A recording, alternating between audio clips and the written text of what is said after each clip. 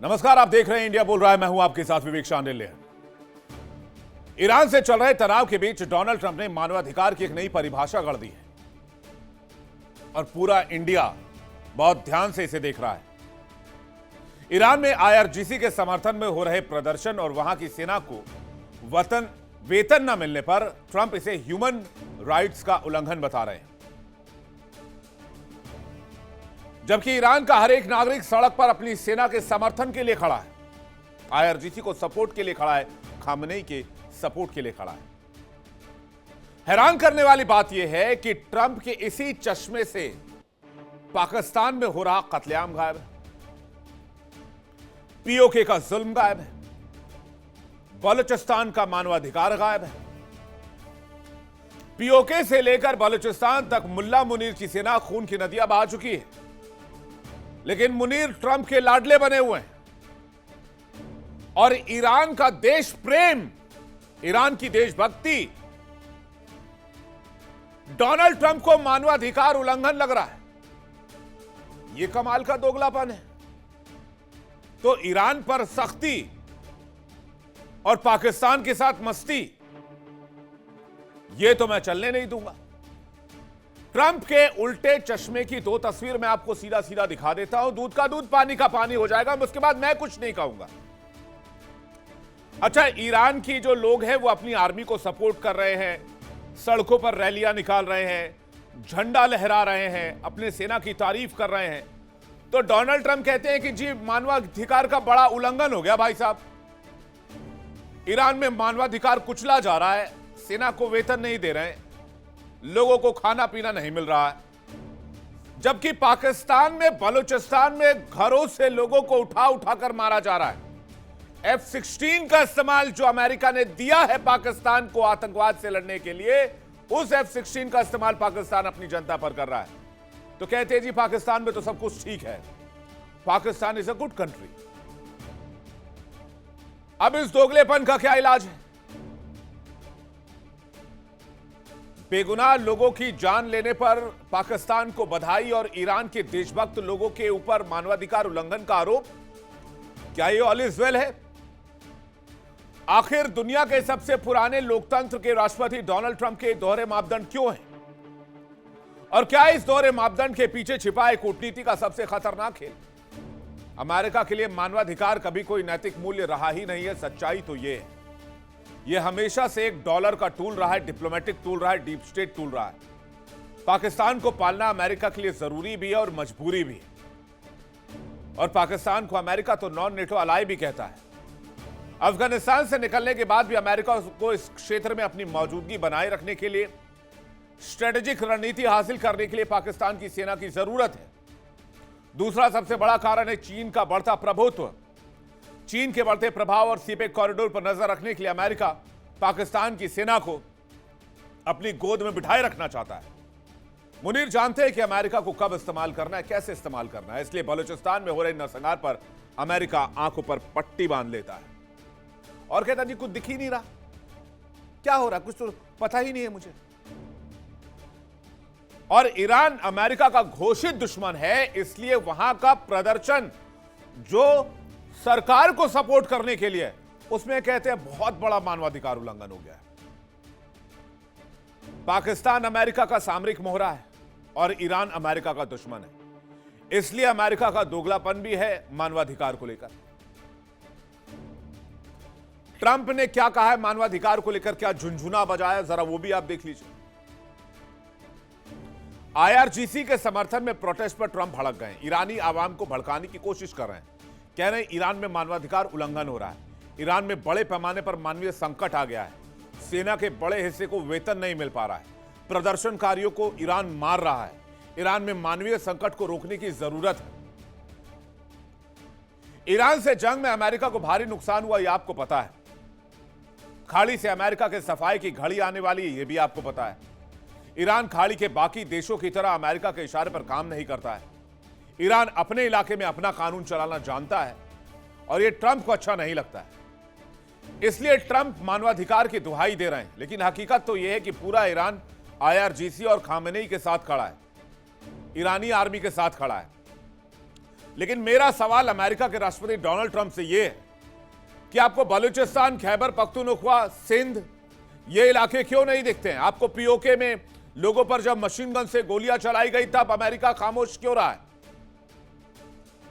America के राजदूत Sergio Gor जाते हैं कश्मीर में यह कहने के लिए हम अमेरिका से सिफारिश करेंगे कि यहां पर ट्रैवल बैन जो लगाया अमेरिका ने वो हटा दे, क्योंकि कश्मीर में हालात सामान्य हो रहे हैं। अरे भाई, अमेरिका की इतनी बड़ी औकात है तो पीओके में जाकर एक बार विजिट कर ले अमेरिकी राजदूत, जाके बलूचिस्तान में अमेरिकी राजदूत एक बार विजिट कर ले। लेकिन डोनाल्ड ट्रंप को सिर्फ ईरान का मानवाधिकार उल्लंघन दिखता है। और देखिए, वेस्टर्न मीडिया की भी मैं आपको बताता हूं दोगलेपंथी। 2014 से पहले तक कश्मीर के जो हालात थे तो कश्मीर में बड़ा मानवाधिकार उल्लंघन हो रहा था। पत्थरबाजी को समर्थन करने के लिए और आतंकियों को ये सेपरेटिस्ट कहते थे, उग्रवादी कहते थे। और आज की तारीख में ईरान अगर अपने सैनिकों का हौसला बढ़ाए तो मानवाधिकार उल्लंघन हो जाए।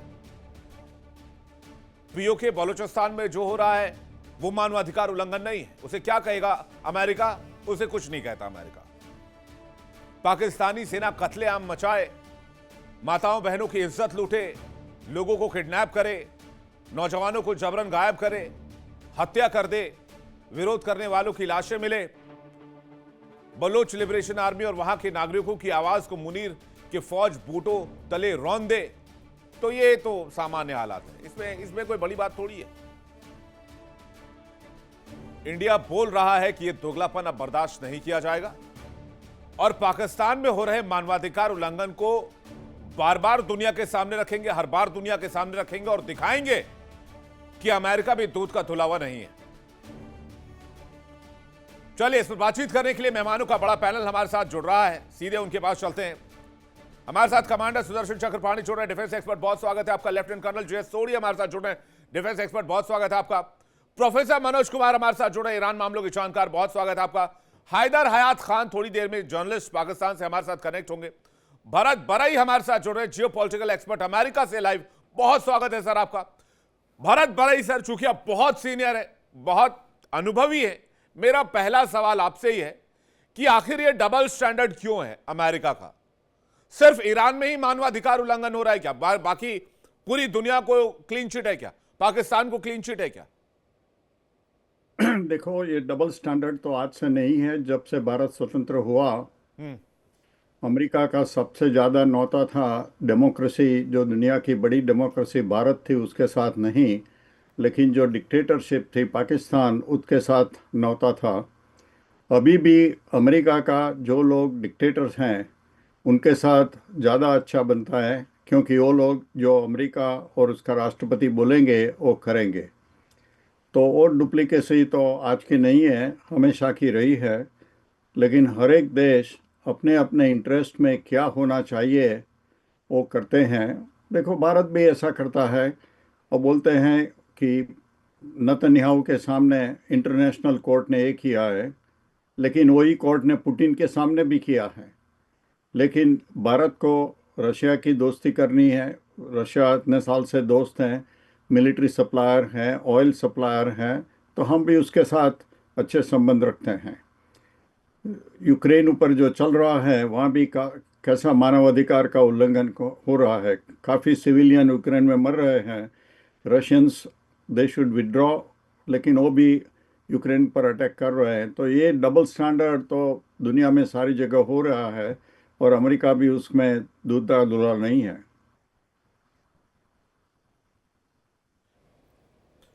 नहीं, लेकिन भारत ऐसा कर रहा है, ये तो बड़ा मतलब मैं इसको कैसे हजम करूं? मेरे तो हजम ही नहीं हो रहा है। ये इस तरह के रिमार्क को क्या हम मान सकते हैं, तर्कपूर्ण मान सकते हैं इसे, सुदर्शन चक्रपाणी जी? विवेक जी, सबसे पहले नमस्कार, जय हिंद, जय भारत। जय हिंद सर। देखिए, जहां तक अमेरिका का सवाल है, ये पुरानी एक कहावत हम कहते थे, मेरा कुत्ता टॉमी, तुम्हारा कुत्ता कुत्ता। ये बहुत पहले हम लोग कहते थे और ये रियलिटी है। अमेरिका का या वेस्टर्न मीडिया का या पूरे वेस्ट का जो है ये रवैया हमेशा रहा है, और आज की तारीख में अमेरिका को पाकिस्तान की जरूरत है। जब तक पाकिस्तान की जरूरत रहेगी तब तक पाकिस्तान के जो भी वो कहेगा या जो भी वो नहीं करेगा या करेगा उसके ऊपर वो पट्टी अपना लगाता रहेगा। आपको याद होगा इसके बारे में पाकिस्तान ने खुद कहा है कि हमको टॉयलेट पेपर की तरह इस्तेमाल करते हैं, जब हमारा इस्तेमाल जरूरत है तो इस्तेमाल है, वरना हम कचरे के डब्बे में पहुंच जाते हैं। तो ये कौन सी नई बात है? ये अपनी जगह पे है। इंपॉर्टेंट चीज ये है कि आज की तारीख में अमेरिका की क्या रिक्वायरमेंट है। आज की तारीख में अमेरिका की रिक्वायरमेंट ये है कि किसी ना किसी तरह से ईरान में तख्ता पलट हो जाए, और अगर ईरान में तख्ता पलट होना है तो उसका एक ही तरीका है, और वो है कि ये रिजीम जो है आज की तारीख में, ये इसको किसी ना किसी तरह से खत्म किया जाए। तो वो हर तरीके का हथकंडा अपना रहे हैं, और फाइनल हथकंडा ये लेके आए हैं कि हमने बहुत मारा, हमने है ना दंड कर दिया। एक्चुअली शुरू होता है साम दाम, फिर दंड, फिर भेद। आपने शुरू किया भेद फिर दंड, अब आप है ना वो लगे हुए हैं कि चलिए ठीक है कुछ और कर देते हैं, हम आपके है ना पैसे नहीं देंगे, और इकोनॉमिक सैंक्शंस पे आप वापस आ गए हैं। तो ये वो कोशिश कर रहे हैं। ईरान की हालत बहुत खराब है, उसमें कोई शक नहीं है। वहां का जो रियाल है वो आज की तारीख में 2.2 मिलियन रियाल हो गया है, मतलब 22 लाख रियाल बराबर $1 के। तो ईरान की हालत तो खस्ता है, लेकिन ईरान एक सिविलाइजेशनल पावर है, सिविलाइजेशनल कंट्री है। एक सिविलाइजेशन को आप खत्म नहीं कर सकते सिर्फ बमबारी से, आपको अंदर कुछ ना कुछ करना होगा। वेनेजुएला में अमेरिका कर गया, क्योंकि वहां पे उसके पास एक मुखौटा था जो बाहर ले सका। आपने बांग्लादेश में कर चुका, आपके पास यूनुस था। आपने नेपाल में किया, आपके पास एक मुखौटा था, फाइनली बैलेंस शाह आ गए। तो यहां पे उनके पास कोई मुखौटा नहीं है, और यही सबसे बड़ी समस्या अमेरिका की है, और इसीलिए अमेरिका छटपटा रहा है।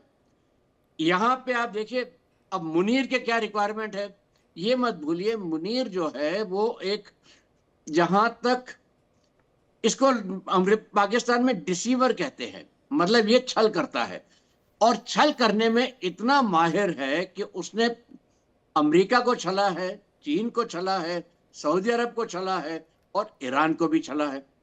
और फिर भी पाकिस्तान उसके पास वापस, पाकिस्तान में वो अमेरिका वापस आता रहता है, क्योंकि मुनीर के हाथ में कुछ ऐसे पत्ते हैं जो वो खेल सकता है, और उसके पास एक एक्सेस है ईरान में, चाहे वो पत्ता पेशेश्किया क्या के है साथ। सर? वो अमेरिका के नाम पर चाइना को हड़काता है, चाइना के नाम पर अमेरिका को हड़काता है। बस बिल्कुल, सिंपल सी बात है। Absolutely correct. दोनों के हिसाब से एक दूसरे को टॉस करते रहते हैं। इसमें कोई बहुत बड़ा रॉकेट साइंस तो है नहीं। लेकिन बिल्कुल, दिक्कत दो की बात यह बातें है कि हैं। ईरान की जनता अगर सड़क पर एहतजाज करे, अपनी आर्मी को सपोर्ट करे, तो यह मानवाधिकार उल्लंघन कैसे हो जाता है अमेरिका की नजरों में? सोली सर। जय हिंद विवेक जी। जय सर। ये मेरा सौभाग्य कि मैं आपके न्यूज चैनल पे और विख्यात को पैलेस के साथ हूं। आज मैं आपके चैनल पे कन्फेशन करना चाहूंगा, एक चीज स्वीकार करना चाहूंगा। पिछले साल 13 जून से पहले मेरे जो इंप्रेशन था ईरान के बारे में वो ये था, वो फटीचर देश है, वो कंगाल देश है, उस देश में कोई ताकत कोई हिम्मत नहीं है, वो सड़ेला देश है। जब 13 जून को पिछले साल इजराइल ने ईरान पे हमला किया और जिस तरह से 12 दिन का युद्ध चला, और तब ईरान ने इजराइल को और अमेरिका को शिकस्त पहुंचाई, उसके बाद मेरी आंखें खुल गई और मैंने दिन रात लगातार ईरान के ऊपर काफी अध्ययन किया। और जैसे जैसे मैं ईरान के ऊपर किताबें पढ़ता रहा, non biased channels, YouTube channel देखता रहा, मेरी आंखें खुली की खुली रह गई। क्योंकि ईरान वो एक शक्ति था जिसे वेस्टर्न मीडिया ने दशकों तक छुपा के रखा था, उसके बारे में गलत बातें फैला के रखी थी, और मेरे जैसे लोग मानते थे कि ईरान एक फटीचर देश है। यही हाल डोनाल्ड ट्रंप का भी है। जो हाल मेरा है ना था 13 जून तक पिछले साल, वो हाल आज तक डोनाल्ड ट्रंप का है। विवेक जी, 14 अगस्त 1988 को बॉब वुडवर्ड, जो कि अमेरिका के एक विख्यात जर्नलिस्ट है, उन्होंने डोनाल्ड ट्रंप का इंटरव्यू लिया। तब डोनाल्ड ट्रंप एक व्यापारी थे, पॉलिटिक्स में नहीं थे। तो बॉब वुडवर्ड ने डोनाल्ड ट्रंप से पूछा कि आप इतने बड़े बड़े व्यापारी डिसीजन कैसे लेते हो, आप अध्ययन करते हो, पढ़ते हो, क्या करते हो? डोनाल्ड ट्रंप ने कहा, मैं कोई किताब नहीं पढ़ता, मैं आधा पेज से ज्यादा मैं पढ़ ही नहीं सकता हूं, मैं बस अपना कारोबार करता हूं अपने इंस्टिंक्ट पे, अपनी सोच पे। देखिए, व्यापार में तो इंस्टिंक्ट चल जाती है, लेकिन युद्ध में इंस्टिंक्ट नहीं चलती है। तभी अमेरिका के एक general, lieutenant general Paul Van Riper ने कहा था कि युद्ध एक गंभीर विषय होता है राजनेताओं पे छोड़ने के लिए। War is a serious business to be left to politicians, क्योंकि युद्ध वही समझ सकता है जिसने वर्दी पहनी है, जो आर्मी का जनरल है, जो चीफ ऑफ डिफेंस स्टाफ है, वही समझ सकता है युद्ध कैसे करना है। ट्रंप नहीं समझ सकते हैं।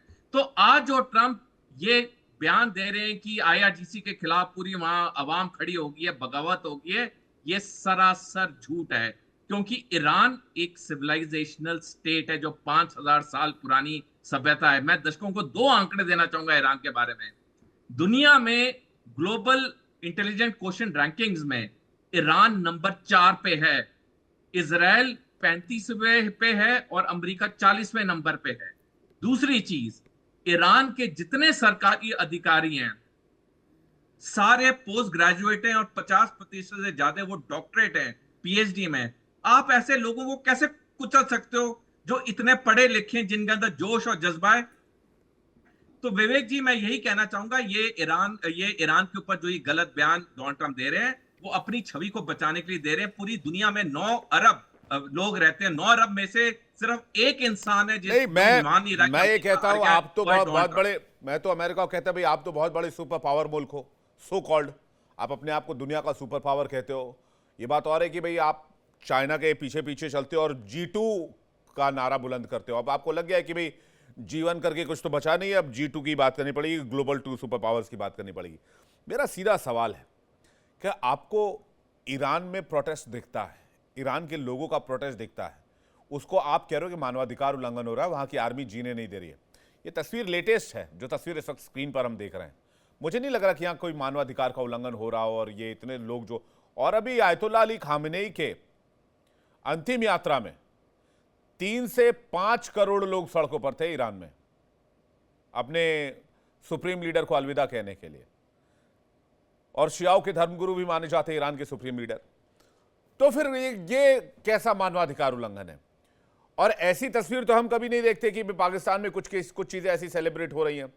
मसूद चौधरी जी, अगर पत्रकारिता के नजर से आप देखें तो आपको लगता है कि ईरान में मानवाधिकार का उल्लंघन हो रहा है और पाकिस्तान पर खामोशी अच्छी बात है? नहीं, बिल्कुल भी ऐसा नहीं है विवेक साहब।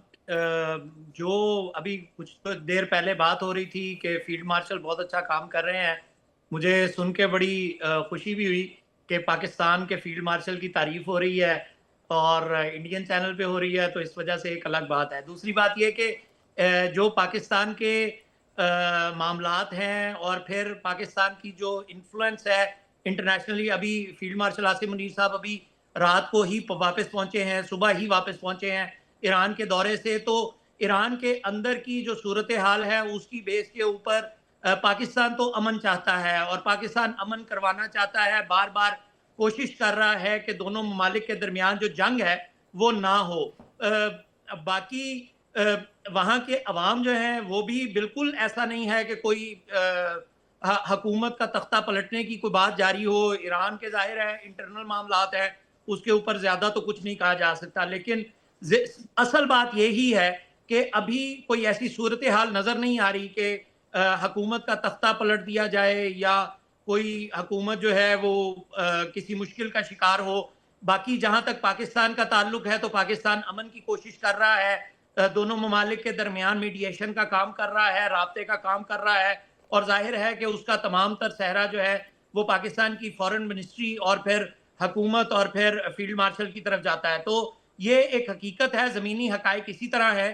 बाकी आप तारीफ करते हैं तो बहुत अच्छा लगता है। क्या चक्रवाणी जी आपने तारीफ की क्या?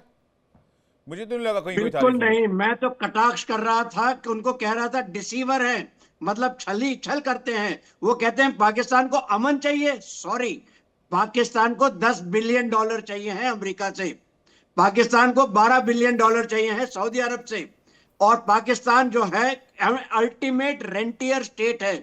हम लोग इसको हीरा मंडी कहते हैं पाकिस्तान को, और उस हीरा मंडी के जो कहना चालक, वाहन चालक कह लीजिए आप, वो है आपके मुल्ला मुनीर। हम उनको फील्ड नहीं फील्ड मार्शल कहते हैं। देखिए इंडिया डेली 24/7 अब आपकी स्मार्ट टीवी पर। इंडिया डेली मौजूद है सभी डिजिटल प्लेटफॉर्म पर लाइव और लगातार। इंडिया डेली 24/7, हर दिन राष्ट्र को समर्पित।